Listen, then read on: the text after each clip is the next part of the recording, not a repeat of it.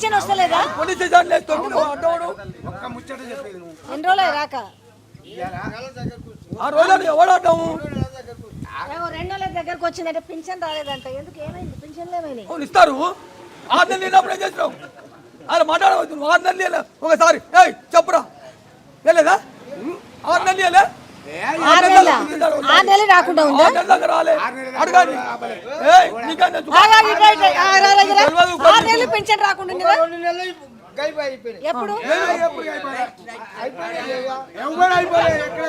ఇప్పుడు పెన్షన్లు రాక 2 నెలలు మీకు తెలియదు. ఒకసారి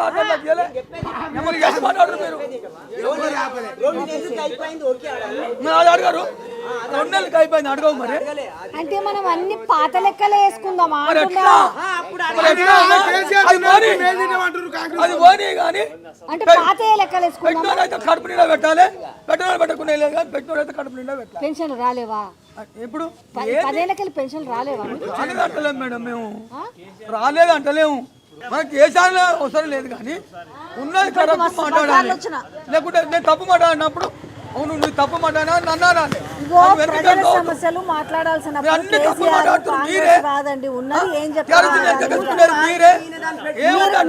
లెక్కేసుకుంటే ఇక దానికి ఏం చేస్తాను చెప్పు. మీరు ఇది కేసీఆర్ ఇది కాంగ్రెస్ అని అంటే మాకు ఛానల్ రాజకీయాలకు ఏం సంబంధం అయ్యా? సమస్య మీద వచ్చినాము. సంబంధం ఎందుకు ఉంటుంది? లేదు, సంబంధం ఎట్లుంటది? ఎట్లా చెప్తారు? మీరు ఎట్లా చెప్తారు? ఉందని ఎట్లా చెప్తారు? సమస్యల మీద నువ్వు లీడర్ అయ్యా, నువ్వు కండవ కప్పుకున్నావు, మాకేం సంబంధం? మీకు ఖచ్చితంగా మీరు ఒక పార్టీకి అనుకూలంగా ఉంటారు అని నేను చెప్తున్నా. కరెక్ట్ గా సరే, మీ టీఆర్ఎస్ పార్టీకి అనుకూలంగా ఉంటేనే ఉంటారు. నువ్వు ఒక్కరివే కాదు, చాలా ఒక ఈనాడు పేపర్ ఉంది అనే పార్టీ ఉందా? రామోజీరావు ఏమంటారు? ఈ కాంగ్రెస్ పార్టీ అంటారు. కాంగ్రెస్ కాదు, ఈనాడు పేపర్ ఏమంటారు? టీడీపీ ఇప్పుడు కావచ్చు. వాళ్ళు కాంగ్రెస్ పార్టీకి విరుద్ధము, ఆయన పాలసీనే విరుద్ధము. టీడీపీ పార్టీ ఎప్పుడు ఉంది? ఎప్పుడు వచ్చింది? ఆయన అప్పటి నుంచి వచ్చింది. అదివరకు అదివరకు ఎవరికి పని చేసిండు ఆయన? నువ్వు చూడు, ఒక రామోజీరావు ఇంటర్వ్యూ ఆయన ఎన్నడూ పాజిటివ్ కాదు. కాదంటలేను, రామోజీరావు పార్టీ కాదంటలేను. ఈనాడుకు సంబంధం అంటారు. ఈనాడు పేపరు కాంగ్రెస్ కు సపోర్ట్ అంటారు. కాంగ్రెస్ కు విరుద్ధంగా వచ్చిన మనిషి ఆయన. కాంగ్రెస్ ఎన్నడూ ఇది చేయడు. మీకు చచ్చిపోయేటప్పుడు కూడా చెప్పాడు. ఎప్పుడు టీడీపీ పార్టీ. అయ్యో సత్తయ్య, నువ్వు తెలిసింది చెప్తున్నా కదా, చెప్పు. నువ్వు రామోజీ గురించి చెప్తున్నా. రామోజీ పత్రికలు ఎటువైపు అటువైపు కాదు ఇప్పుడు చర్చ. అంత దూరం మనకు అనవసరం ఎటువైపు చర్చలు అనేది. సమస్యలు ప్రజలు ఏం చెప్తారో అని తీసుకోపోవడం మీరు. ఇప్పుడు ఇంకా రామోజీరావు పత్రిక ఎవరి వైపు, వార్త ఎవరి వైపు, TV9 ఎవరి వైపు చర్చ కాదు ఇప్పుడు. మా సమస్య చెప్పాలి. మా పార్టీ 7 నెలల నుంచి వచ్చినాక మేము అభివృద్ధి మొత్తం మేము అన్ని మొత్తం ఫస్ట్ బస్సు ఫ్రీ, తర్వాత గ్యాసు, తర్వాత రైతు బంధు, 2 లక్షల రుణమాఫీ మేము కరెక్ట్ అనుకున్నది చేసి తీరుతున్నాం అని అందరికి తెలుసు. కానీ మళ్ళా మీరు ఇప్పుడు 7 లక్షల 1,000 కోట్ల రూపాయలు దానికి మితి కట్టడమే సరిపోతుంది. ఎంత వస్తుంది చెప్పమను. అది కూడా చెప్పాలి కదా. అప్పు చెప్పిండు, వాళ్ళకే పెడుతుంది కానీ మైక్ లేదు నీ కాడ. అడగుసో మైక్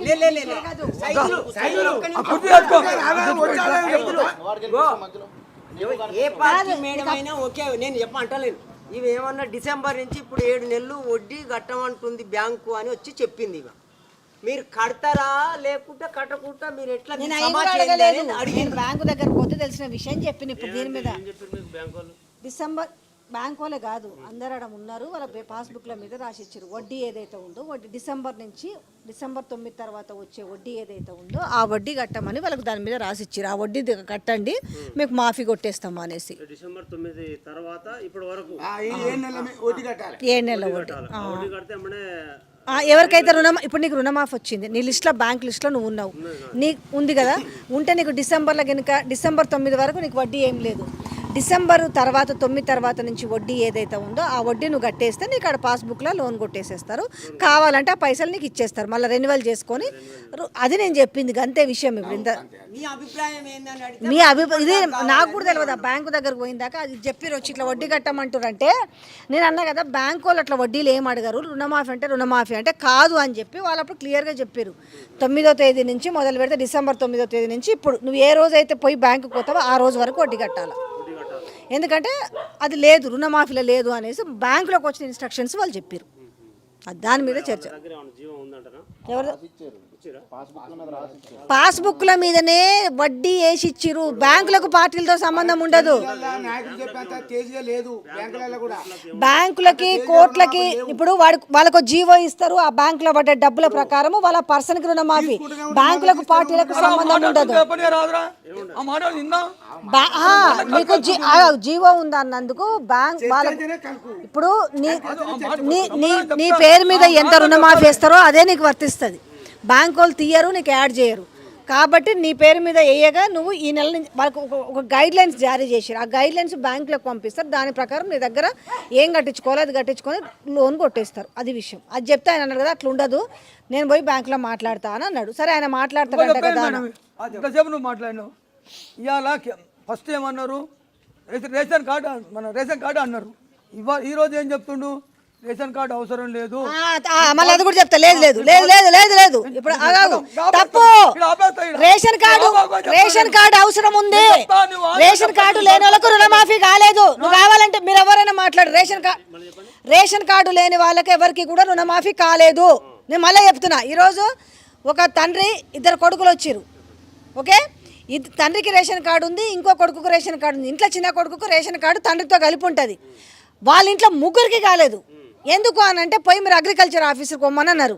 రెండో ఇష్యూ అయింది, ఒక భార్య భర్త, నీ భార్య పేరు మీద భూమి ఉంది, నీ పేరు మీద ఉంది. ఓకే, నువ్వు ఒక 60,000 తెచ్చుకున్నావు, మీ భార్య ఒక 60,000 తెచ్చుకుంది. మీ ఇద్దరు కలిసి ఒకటే రేషన్ కార్డు. మీ భార్య పేరు మీద ఉన్న రుణమాఫీ అయింది, నీది రుణమాఫీ కాలే. ఈ ఇష్యూస్ ఉన్నాయి. ఉన్న వాటినే చెప్తున్నాం. దీంట్లో నేను ఇంకేం వాదిస్తలేను.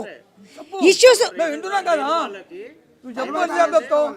రేషన్ కార్డు లేని వాళ్ళకి ఊర్లోకి వస్తారు, ఆఫీసర్ వస్తారు, ఒక నోడల్ ఆఫీసర్ ఎవరో ఒకరు వచ్చి వాళ్ళని ఏం చేస్తారంటే, ఇప్పుడు వాళ్ళ ఇంట్లో 2 కుటుంబ సభ్యులు ఎంతమంది ఆ కుటుంబంలో అనేది చూసి గుర్తించి అప్పుడు వాళ్ళకు రుణమాఫీ చేస్తారని. అదేం చెప్తుంది కూడా ఇప్పటికి జరిగింది. బ్యాంకుల దగ్గరకు పోయిన వాళ్ళకు మీకు రుణమాఫీ మా దగ్గర కాలేదు, మీరు ఏమన్నా ఉంటే అగ్రికల్చర్ ఆఫీస్కి పోండి. ఎందుకంటే ఈ రేషన్ కార్డు లేని వాళ్ళకు కొన్ని ఈ లోన్ల విషయంలో ఏవేవైతున్నాయో వాళ్ళు క్లారిటీ ఇచ్చి పంపిస్తారు. వాళ్ళకి అర్థం కాక ఇప్పుడు సత్యకున్నంత తెలివో లేకపోతే నాకున్నంత అవగాహన మీకున్నంత అవగాహన ఆయనకు ఉండకపోవచ్చు కదా, కన్ఫ్యూజ్ అవుతారు కదా. అదేంది రుణమాఫీ అన్నారు కదా, మళ్ళీ వడ్డీ ఎందుకు కట్టమంటున్నారు, రేషన్ కార్డు లేదన్నారు కదా, రేషన్ కార్డు మళ్ళీ ఎందుకు లెంక పెట్టారు. ఇవన్నీ వాళ్ళకు డౌట్లు ఉన్నాయి. ఆ డౌట్ల మీద ఒక చర్చ జరిపినాం అంతే. ఇక్కడ ఇంకెంతకు మించి ఏం లేదు.